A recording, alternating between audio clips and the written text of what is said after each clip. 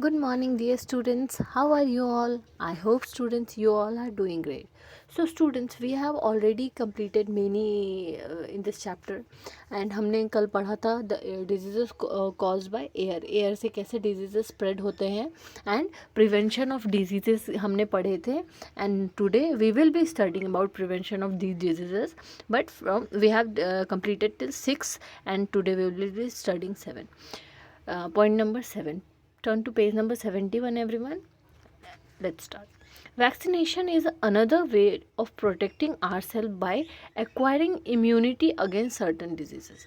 So vaccination एक दूसरा वे है ताकि हम खुद को प्रोटेक्ट करके रख सकें, और ताकि हमें क्या हो, हम वैक्सीनेशन के जो शॉट्स लेते हैं, हम इंजेक्शन के जो शॉट्स लेते हैं, उससे क्या होता है, हमारा बॉडी हेल्दी उसके फाइट करने के लिए, उस डिजीज़ को फाइट करने के लिए तैयार रहता है. फॉर एग्ज़ाम्पल ये कोरोना वायरस, अभी कोरोना वायरस का क्या है, वो वैक्सीनेशन क्या है, हमें इम्यूनिटी देता है. कोरोना वायरस की जो वैक्सीन है ये हमें इम्यूनिटी देती है, जिससे कि हमारा बॉडी उस डिज़ीज़ से फाइट करने के लिए रेडी रहता है. A small dose of disease causing microorganisms, that is vaccine, is injected in our body. So क्या है, जो भी छोटे छोटे माइक्रो ऑर्गेनिज्म जो हमारे बॉडी में डिजीज़ बीमारियां फैलाती हैं, तो उससे क्या होता है, अगर वैक्सीन हमारे बॉडी में इंजेक्टेड होती हैं तो उसके छोटे डोज से ही हम उससे बच सकते हैं. The body produces antibodies which help the body to resist any disease. और बॉडी क्या करता है, हमारा बॉडी के अंदर ही एंटीबॉडी बना लेता है उस वैक्सीन से, जो कि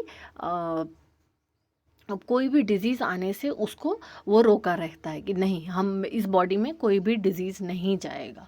जैसे कि हमारे घर का जो डोर होता है ये हमें चोर से, बहुत लोगों से, बहुत चीज़ों से प्रोटेक्ट करके रखता है, तो वैसे ही ये जो वैक्सीन जो होते हैं ये हमें डिजीज़ेस से प्रोटेक्ट करके रखता है. There are vaccines available for diseases like polio, measles, typhoid, cholera, etc. And बहुत सारे ऐसे वैक्सीन्स भी हैं जो कि हमें किससे प्रिवेंट बचा के रखता है, पोलियो से, मीजल से, टाइफाइड से, कॉलेरा से. और ये सारे वैक्सीन्स हमें ऑलमोस्ट बचपन में ही लग जाते हैं.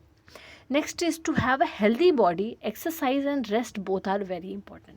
हमारे बॉडी को अब वैक्सीन कितने दिनों तक बचा के रखेगा स्टूडेंट्स, बहुत कम दिनों तक. अभी क्या है कि हम खुद को हेल्दी कैसे रख सकते हैं, हम हेल्दी बॉडी बनाने के लिए हम क्या कर सकते हैं, एक्सरसाइज कर सकते हैं रेगुलरली. अब एक्सरसाइज यही नहीं कि हम जिम जाएं या फिर हम योगा करें तो ही हमारा एक्सरसाइज हो गया. वॉकिंग भी हमारे एक्सरसाइज में आता है, साइकिलिंग भी हमारे एक्सरसाइज में आता है. और हमें जितना हम डेली काम करते हैं उतना ही हमारे बॉडी को रेस्ट की भी ज़रूरत होती है जितना हम काम करते हैं. Regular exercise increases our stamina and resistance against disease.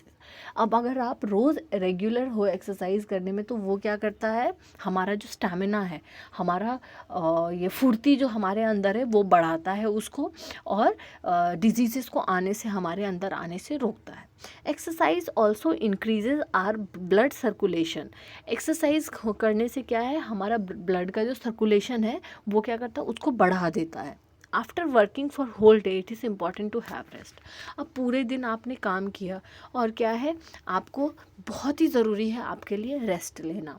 And 8 hour sleep is necessary for our body. कम से कम हमारे बॉडी को 8 घंटे की नींद मिलनी ही चाहिए, वो हमारे बॉडी के लिए बहुत ही इंपॉर्टेंट है.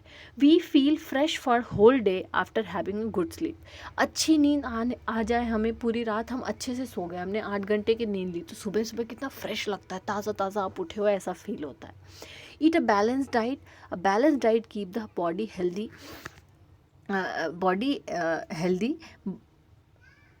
अ healthy body always prevent diseases.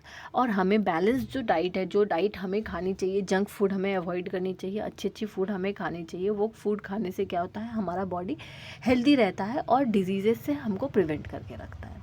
We all know that prevention is better than cure. ठीक है, हम सबको पता है कि बाद में जब अगर कोई बीमारी हो, उससे तो बढ़िया है कि आप पहले से ही उसका इलाज कर लो. तो उसके लिए क्या है, if we take care of our self and keep our surrounding clean we will stay healthy. हम खुद का अगर ख्याल रखें और हमारे आसपास का जो एरिया है उसको साफ़ रखें तो हम क्या करेंगे, हम खुद भी हेल्दी रहेंगे। So students, this is it for today. ये चैप्टर हमारा कंप्लीट हो चुका है। And now next is keyword, communicable diseases. Communicable diseases क्या होते हैं? Diseases which are transferred from an infected person to a healthy person by physical contact are called communicable diseases.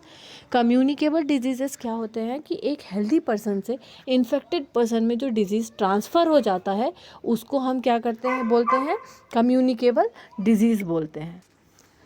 And now our next point is non-communicable diseases. Non-communicable diseases क्या होते हैं? Diseases which do not spread from an infected person to a healthy person. और non-communicable diseases वो होते हैं जो कि एक infected person से healthy person को ट्रांसफ़र नहीं होते हैं वो diseases, like कैंसर। कैंसर ना टच करने से ट्रांसफ़र होते हैं, तो क्या है, are call non communicable diseases. तो ऐसे डिजीजेज को हम क्या बोलते हैं? Non communicable. They are caused by deficiency of some nutrients and bad habit. बुरी आदतों के वजह से ये बीमारियां नॉन कम्युनिकेबल डिजीजेज हमें लग सकती है। और क्या है कि हमारे बॉडी में अगर न्यूट्रिएंट्स की कमी हो तब हमें ये बॉडी लग सकती है। Next is microorganism. Microorganism क्या होते हैं?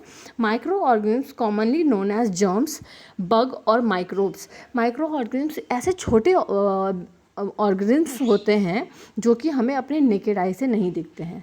Are tiny living organism which can not be seen with naked eye. हम उसको क्लियरली नहीं देख सकते। सो स्टूडेंट्स, आज के लिए इतना ही। आपका होमवर्क ये है कि आप ये कीवर्ड करोगे और आप इस चैप्टर के फिल इन द ब्लैंक्स आप करके आप मैम को भेजोगे। Thank you students, see you in next class, bye bye.